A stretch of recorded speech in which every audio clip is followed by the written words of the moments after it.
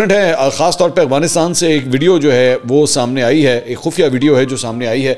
मैं उसकी तफसीलात अभी थोड़ी देर में आपसे शेयर करूंगा, जिसमें इस्लामाबाद और लाहौर पर हमले करने के बारे में जो है वो बात की जा रही है तालिबान की जानिब से। इसकी डिटेल्स अभी थोड़ी देर में मैं आपसे शेयर करता हूँ, लेकिन उससे पहले ज़रा कुछ सियासत के मैदान से खबरें जो है वो शामिल करेंगे। और आप जानते हैं कि फवाद चौधरी और इमरान इस्माइल जो है वो जाके मिले थे शाह महमूद कुरैशी साहब से।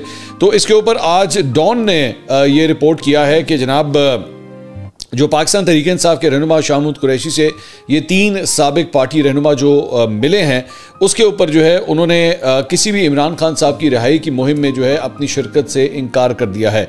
यानी कि फवाद चौधरी साहब के हवाले से कहा गया कि जी उनको इनकार किया गया है शाह महमूद कुरैशी साहब की जानिब से। खबर ये कहती है कि जी शाह महमूद कुरैशी साहब लाहौर के अस्पताल में दाखिल होने के बाद 3 साबिक पीटीआई रहनुमाओं ने उनके कमरे में जाकर मुलाकात की। मुबैना तौर पर उन्हें इमरान खान की रिहाई मुहिम में शामिल होने पर आमादा करने की कोशिश की, ताहम शाह महमूद कुरैशी ने इस पेशकश को मुस्तरद कर दिया। शाह महमूद कुरैशी के वकील राना मुदस्सिर उमर के मुताबिक साबिक रहनुमा फवाद चौधरी, इमरान इस्माइल और मौलवी महमूद जुमेरात को उस वक्त शाह महमूद कुरैशी के कमरे में पहुंचने में कामयाब हुए जब वो अकेले थे। उन्होंने बताया कि शाह महमूद कुरैशी उन्हें देखकर हैरान रह गए और फौरन ड्यूटी पर मौजूद पुलिस एहलकार से कहा कि उनके वकील को बुलाओ जो अभी 1 मिनट पहले ही गया है और उसे बताओ कि कुछ मेहमान आ गए हैं।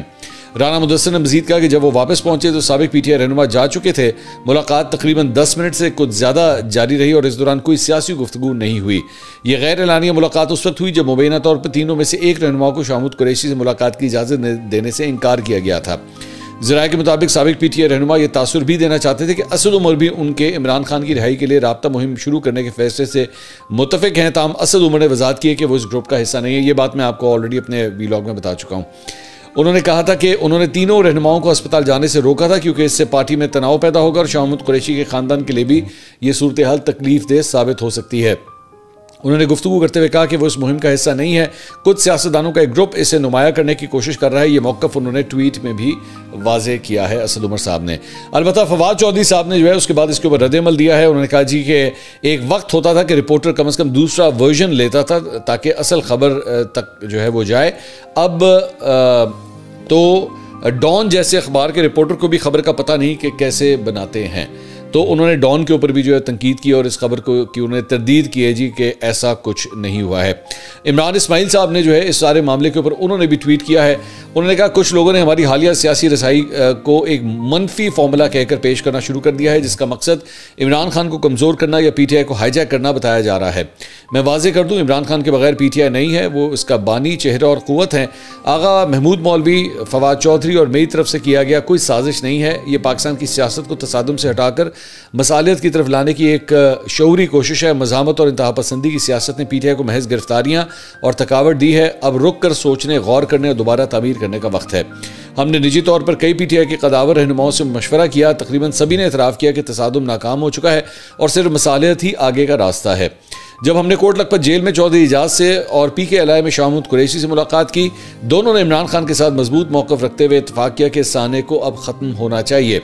बदकिस्मती से राब्ते के खिलाफ खौफ और मुसलसल सोशल मीडिया की गर्मी ने पीटीआई के अंदर किसी मुफस्सल गुफ्तगू को ब्लॉक कर दिया है। इस दौरान बैरून मुल्क बैठे खुद साख्ता एंकर्स ने दुश्मनी और उलझन को हवा देकर उसे कारोबार बना लिया है और ज़ाती मफाद के लिए इख्तिलाफात को जिंदा रख रहे हैं।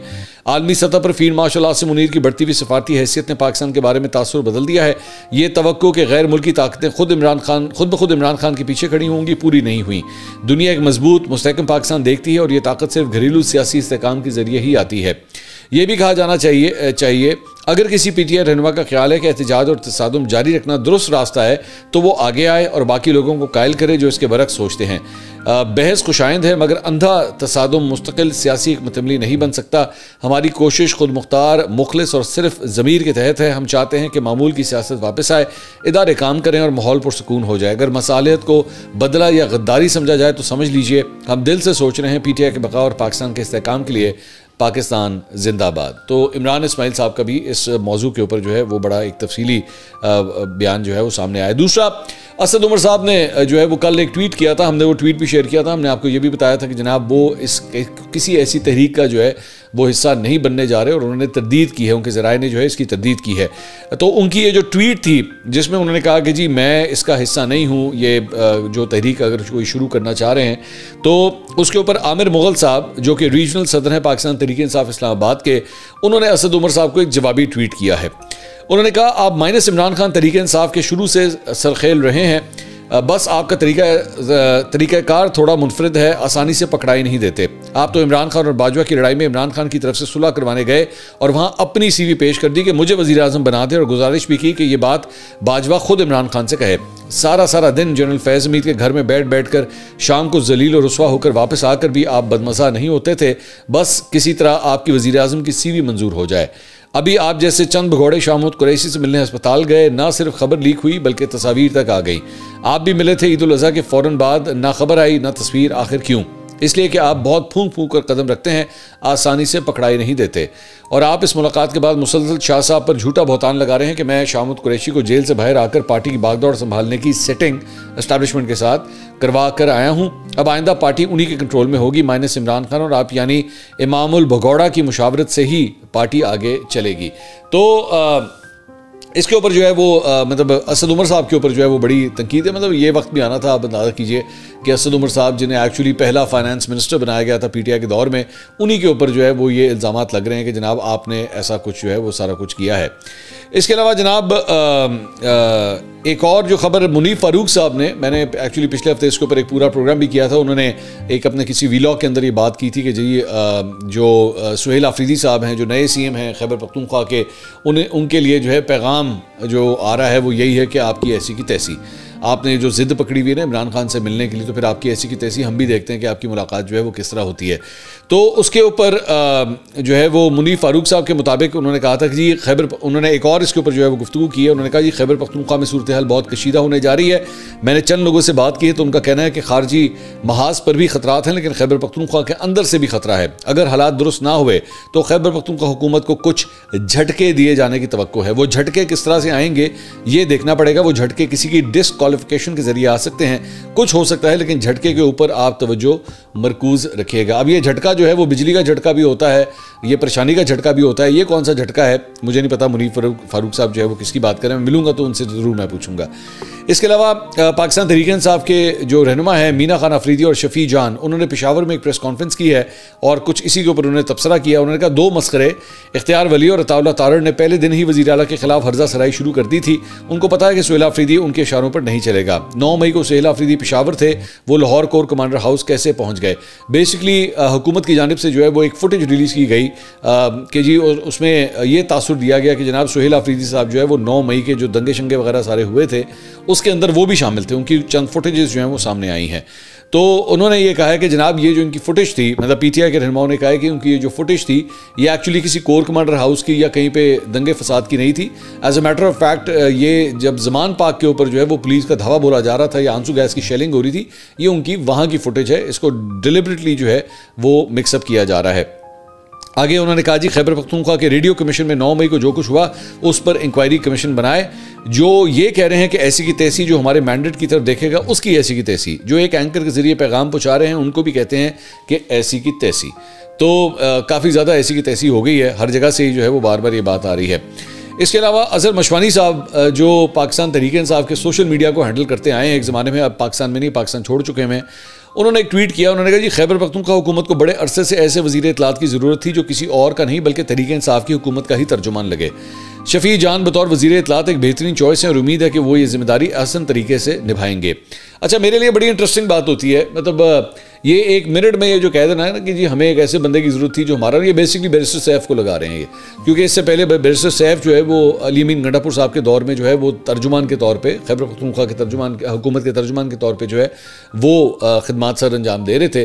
तो ये बेसिकली उनको लगा रहे हैं कि जी ये सिर्फ हमारी तरफ के नहीं थे, ये दूसरी तरफ के भी थे। मैं बार बार मैं यही सवाल करता हूँ कि मेरे भाइयों, आप अली अमीन गंडापुर पे बैरिस्टर सैफ के ऊपर जब इस किस्म के इल्ज़ामात लगाते हैं तो ये इल्ज़ामात सिर्फ यहाँ तक मत लगाया करें, ये इमरान खान के ऊपर भी लगाया करें, क्योंकि ये इमरान खान साहब की मर्जी से हुआ है जो कुछ भी हुआ है। मतलब आप हमें बार बार गंडापुर साहब को वज़ीर आला बनाया या बैरिस्टर सैफ जब जाके मिलते थे तो इमरान खान साहब की मर्जी के बगैर किस तरह मिलते थे? इमरान खान साहब ने लगाया हुआ था ना, उन्होंने लगवाया हुआ था। तो अगर आप लोग उस वक्त एस्टैब्लिशमेंट से मिले हुए बंदों को या जो विकेट की दोनों तरफ खेलते थे, अगर आप उनको लगाते थे तो इसमें इमरान खान साहब भी मुलव्वस हैं, पूरी तरह मुलव्वस हैं, लेकिन उनका नाम लेना नहीं है क्योंकि ऑब्वियसली वो बयानिए के अगेंस्ट बात जाती है। बस ये कह देना बस ये सीधे लायसन बंदे थे दूसरी साइड तो मिल गए जाके, इस तरह नहीं है। इस तरह चूना काका ना समझा करो सारे नो, ताड़ी मेहरबानी। आपको अच्छी तरह पता होता है कि आप उन लोगों को स्पेस खुद देते हैं, आप खुद उनको कहते हैं कि हाँ यार ए बंदा जड़ा है ना उहदे ताल्लुकात है ने उत्थे, ये कोर कमांडर हाउस भी जाता है, इनके भाई लोगों के साथ ताल्लुकात हैं, तो इसको जो है ना वो हम लगाते हैं, ये हमारे लिए कोई डील निकालेगा। अगर वो डील ना निकाल सके, वो फारिग हो जाए, तो फिर आप उसको जाके कहते हैं जाए तू तो फेल हो गया, तू तो ऑनर नाल मिले सी। ये डिच करना कहते हैं इसको। ये बेसिकली आपने अलीमीन गंडापुर को और बैरिस्टर सैफ को डिच किया, कर दें, आपको पहली दफ़ा तो नहीं है, माजी में भी पता नहीं कितने लोगों को आपने इस तरह डिच किया है, डजंट मैटर। तो इवन जो आज बैठे हुए हैं मसनद के ऊपर, जो आज बैठे हुए हैं और जो मामलात को संभाल रहे हैं, कुछ पता नहीं कल को उनको भी डिच कर दिया जाए। बड़े बड़े डिच हो, यहाँ पे बड़े बड़े नाम है, पूरी एक लिस्ट भरी पड़ी है, तो उसमें ऐसी कौन सी बात है। लेकिन मुझे हैरानगी इस बात के ऊपर थी कि चुप करके एक बड़ी कन्वीनियंटली बीच में से इमरान खान साहब को निकाल देते हैं कि नहीं नहीं नहीं ऐना तो कुछ लेना देना, उनको पता ही नहीं है।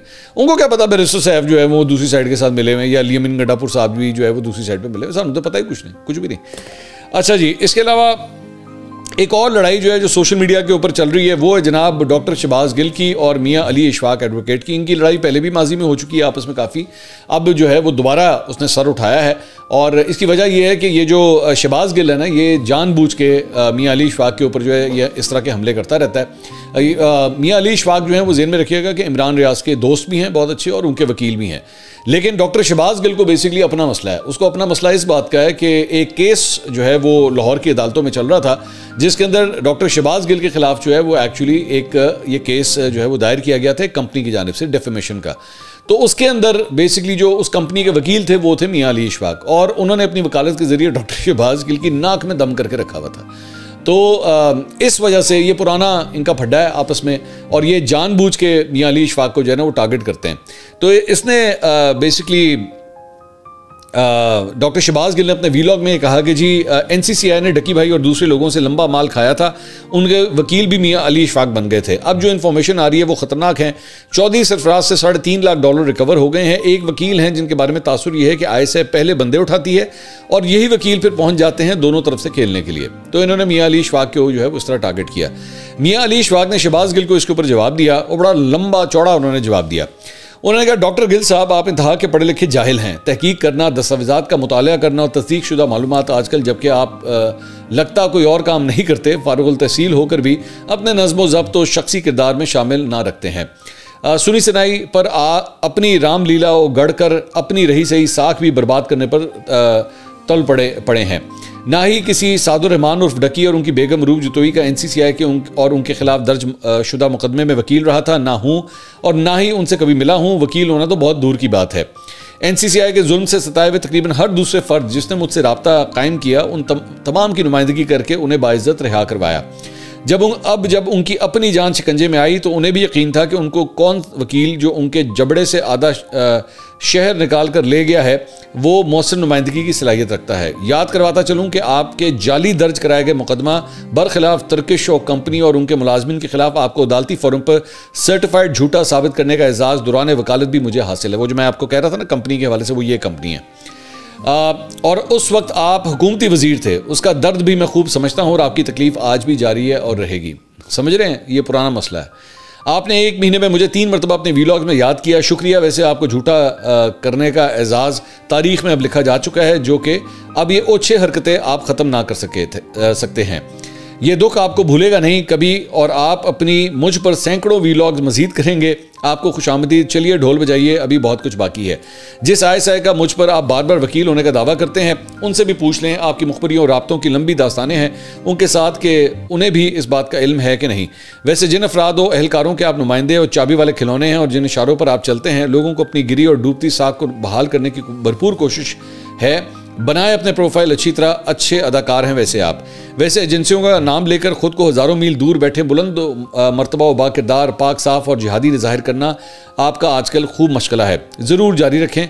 आप जानते हैं कि यहाँ रहकर आप ये काम करने के अहल नहीं। काफ़ी मुश्किलात हैं क्योंकि अब आपको हक हासिल है कि सबको गद्दारी और एजेंट साबित करना है। अल्लाह की शान है। वैसे दुआ रहे अल्लाह आपको, आपकी और ख़ानदान की मुश्किलात में आसानी फरमाए। आप जल्द वापस आएँ। एनसीसीआई के अफसरान एफआईए के मुकदमे में नामजद है, ना कि एनसीसीआई के किसी मुकदमे में। कैसे जाहिल आदमी हो भाई साहब। वैसे दुनिया के वाहिद जाहिल आदमी है जिनका तज्जिया ये कहता है कि एजेंसियां दूसरी एजेंसियों को कहकर मुलजिम को रिहा करवाने के बजाय वकील और अदालत तक भी मामला पहुंचने देती हैं। आफरीन है कि हज़ारों लोगों को एक डॉक्टर शहबाज गिल नामी ग्रामी एजेंसियों का टाउट नया नया इनकलाबी बनकर गद्दारी के फतवे बांट रहा है। कारनामे तो आपके अनोखे वाले हैं साहब, वाह डॉक्टर गिल। तो ये जनाब डॉक्टर शहबाज गिल को जो है वो जवाब दिया गया है मियाँ अली इशफाक साहब की जानिब से। इसके अलावा जनाब अताउल्लाह ताड़ साहब वफाकी वज़ीर इत्तलात, उन्होंने जनाब ये ट्वीट किया है और उन्होंने मुशर्रफ ज़ैदी साहब को जो है वो कंग्रेचुलेट किया है, क्योंकि उन्हें जो है वो वज़ीर आज़म शहबाज शरीफ का तर्जुमान बराए फ़ॉरेन मीडिया जो है वो मुकर्रर कर दिया गया है। मुशर्रफ ज़ैदी साहब जो है बड़े नामी गिरामी कॉलम निगार हैं, अक्सर औक़ात अखबारों में कॉलम्स वगैरह भी लिखते रहे हैं। शहबाज गवर्नमेंट के साथ जो है वो वैसे भी इन्वॉल्व थे, लेकिन अब जो है उन्हें बाकायदा ये पोर्टफोलियो भी जो है वज़ीर आज़म के हवाले से दे दिया गया कि फ़ॉरेन मीडिया के साथ इंगेजमेंट जो है वो ये किया करेंगे। अच्छा जी, अब आ जाएँ उस खबर की तरफ जिसका मैं शुरू में मैंने जिक्र किया था, और वो ये है कि जनाब तालिबान की एक ये वीडियो सामने आई है जिसके अंदर इनके जो उन्होंने जो भी फ़ौज नाम की चीज़ कोई बनाई हुई है वो सारे जो है वहाँ पे खड़े हुए हैं और वहाँ पे एक नज़म पढ़ी जा रही है, और उस नज़म के अंदर जो है वो ये कहा जा रहा है जो पाकिस्तानी फ़ौज को एक्चुअली उसके ख़िलाफ़ बड़ी डेरोगेटरी किस्म की ज़बान इस्तेमाल की जा रही है। I am not going to run the video obviously. और उसमें कहा गया कि जी अगर पाकिस्तान ने काबुल के ऊपर जो है वो हमला किया तो फिर हम इस्लामाबाद को जला के रख देंगे और अपने झंडे जो है वो हम लाहौर में आके भी बुलंद करेंगे, यानी कि हम लाहौर पे कब्ज़ा करने की कोशिश करेंगे।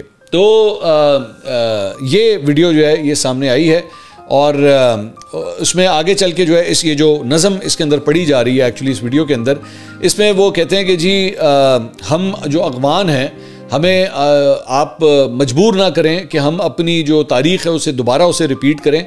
और उसके बाद इसमें ज़िक्र जो है वो करते हैं अहमद शाह अब्दाली का और इसके अलावा दूसरे जो अगवान हुक्मरान रहे जिन्होंने आके बर सग़ीर के अंदर जो है वो हमले किए और मुख्तलिफ़ इलाकों के ऊपर कब्ज़े किए, उसका जिसमें अहमद शाह अब्दाली भी शामिल थे, उसका जो है वो ये जिक्र कर रहे हैं कि अगर आपने ये किया, मतलब आपने हमें मजबूर किया, तो फिर हम अपनी तारीख़ जो है दोबारा दोहराएंगे।